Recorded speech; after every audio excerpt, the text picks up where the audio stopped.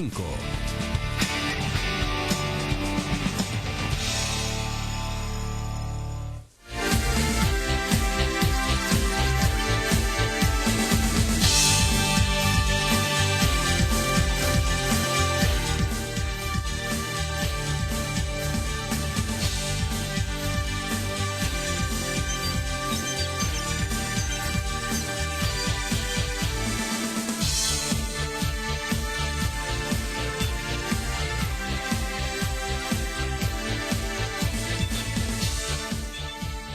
Buenas noches y bienvenidos. Domingo a las 8:45. Es un gusto estar con ustedes para conversar respecto a la actualidad nacional. Buenas noches, Tina Fernández. Hola, ¿cómo están? Bienvenida, Paola Hurtado. Hola, buenas noches.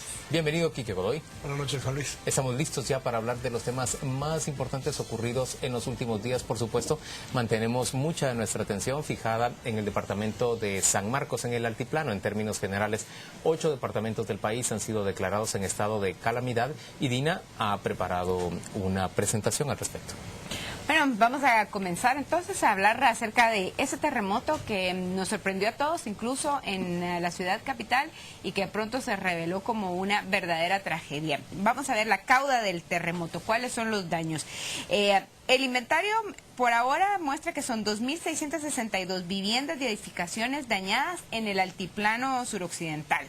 Hay escuelas, institutos, hospitales, cárceles, comisarías, sedes de la policía y carreteras dañadas en los departamentos más afectados, como San Marcos, también Retaluleu, también en Sololá. Derrumbes en muchas carreteras, entre Retaluleu y Quetzaltenango, pero también en otras, y caminos de terracería que están con muchos daños y que hay que comenzar a reparar. Los fondos, ¿con cuánto dinero se va a contar para arreglar esto? El gobierno anuncia la reorientación de 300 millones de quetzales provenientes de diferentes ministerios. Hay también 468 millones de préstamos que también se pueden reorientar. Eso nos da un total de 768 millones en la etapa inicial. Esto es nada más para comenzar. Montos similares a los que hemos visto con el Ágata o el Mitch, grandes tragedias que se llevan más o menos la misma cantidad de dinero. Las consecuencias, vamos a ver si se reproducen los mismos efectos que en el año 76 con el terremoto del 4 de febrero. En esa ocasión hubo migraciones, hubo crecimiento enorme del déficit habitacional, problemas sociales y cambios culturales que se registraron a raíz del terremoto. Si vamos a los antecedentes, en Guatemala los terremotos de 1917 y 1918 que afectaron la ciudad capital provocaron los primeros asentamientos precarios de la ciudad. Entre ellos podemos mencionar el Gallito, el asentamiento Abril y el de la Recolección. El terremoto del 4 de febrero de 1976 fue mucho más grave. Ahí 20.000 familias se quedaron sin viviendas, unas 87.000 personas. Estas personas llegaron a ocupar los parques y las áreas verdes de la ciudad y a raíz de ello surgieron 74 asentamientos en la región metropolitana. Había un plan para reconstruir las viviendas desde 1977 a 1982 y de esto debían encargarse conjuntamente el Comité de Reconstrucción Nacional y el BAMBI. Se manejó en un principio de reconstrucción, bueno, la preparación de 6.000 lotes para 6.000 lotes con servicios. Y también se llegaron a construir 1.424 viviendas en Nimajuyú, pero si ustedes se acuerdan de los datos que les di, pues aquí ustedes ven, pues hay acomodaciones para 7.424 familias, pero fueron 20.000 las que se quedaron sin vivienda. También entre los cambios culturales importantes que hubo cambios religiosos que vale la pena notar. Las conversiones religiosas a partir del terremoto de 76 promovieron el crecimiento de la población protestante en el país. Ese es uno de sus grandes picos de crecimiento, como lo fue también el conflicto armado.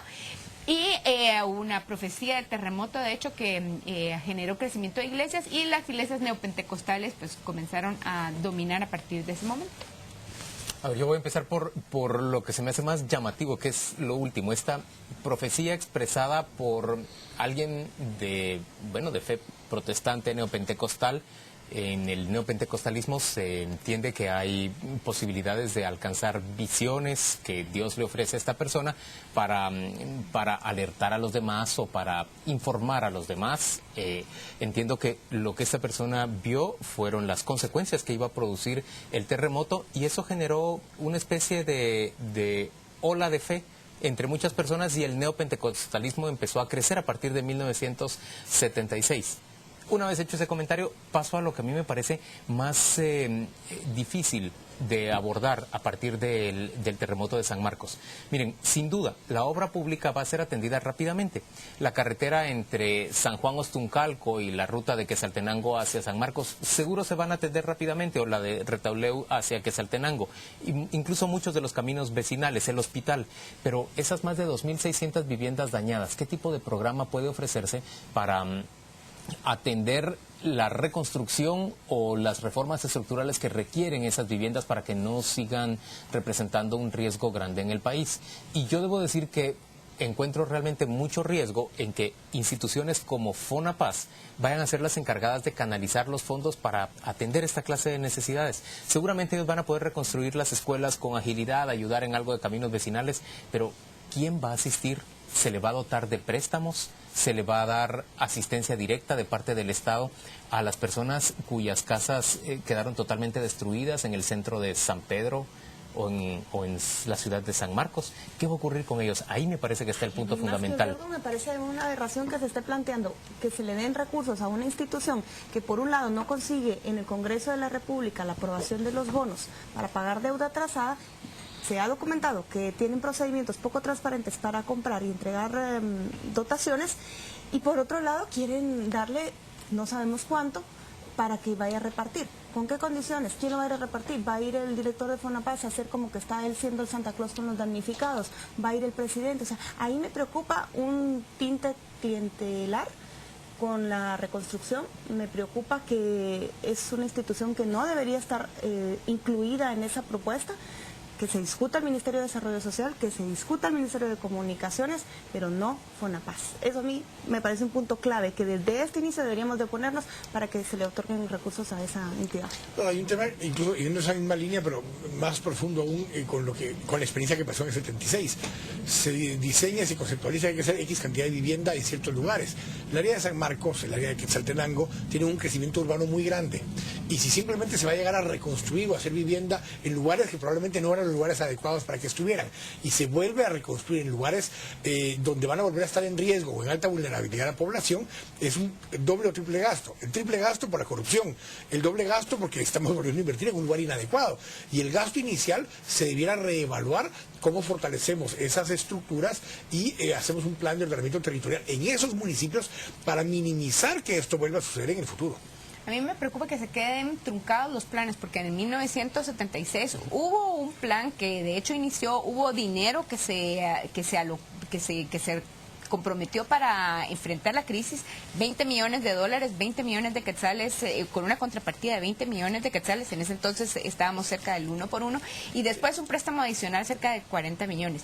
Y las cosas se quedaron cortadas a la mitad.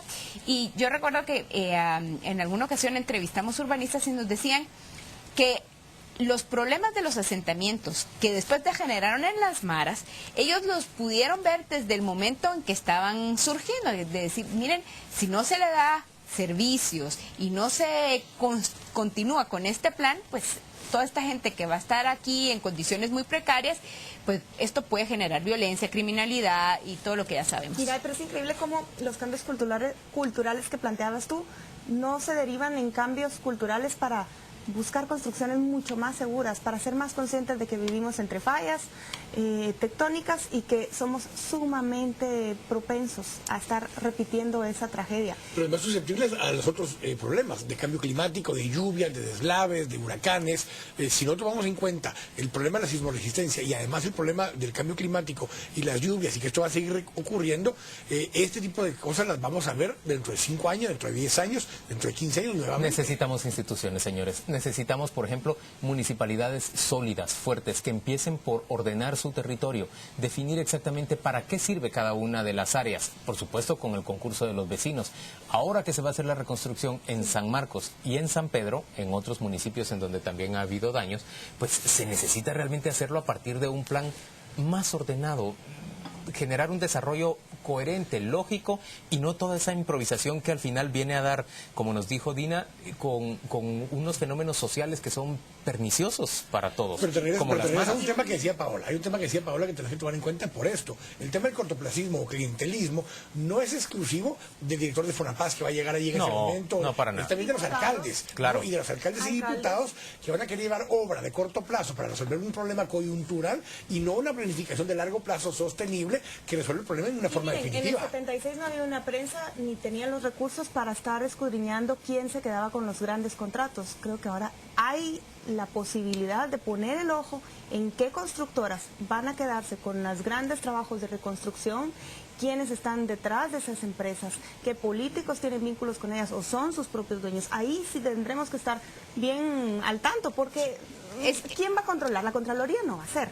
No va a ser el Ministerio Público tampoco el que va a estar previniendo que utilicen estos fondos de manera espuria. Ahí sí será puro trabajo de prensa y de sociedad civil que no les permita a ellos abrir el chorro y llenar bolsillos privados. A mí me parece que el castigo a la fiscalidad del país es impresionante. O sea, no podemos pensar que cada 3, 4 años, cuando viene un desastre natural, como el Stan, como el Ágata, como el Mitch, como ahora, cada vez son 1.000 millones.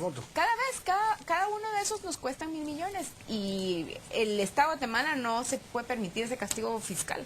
Vamos a ir a la pausa comercial en este momento. Volvemos dentro de muy poco para conversar con el arquitecto Alfonso Yurrita. Él, por cierto, tiene experiencia en la reconstrucción de la ciudad de Guatemala después del terremoto de 1976. Ya venimos.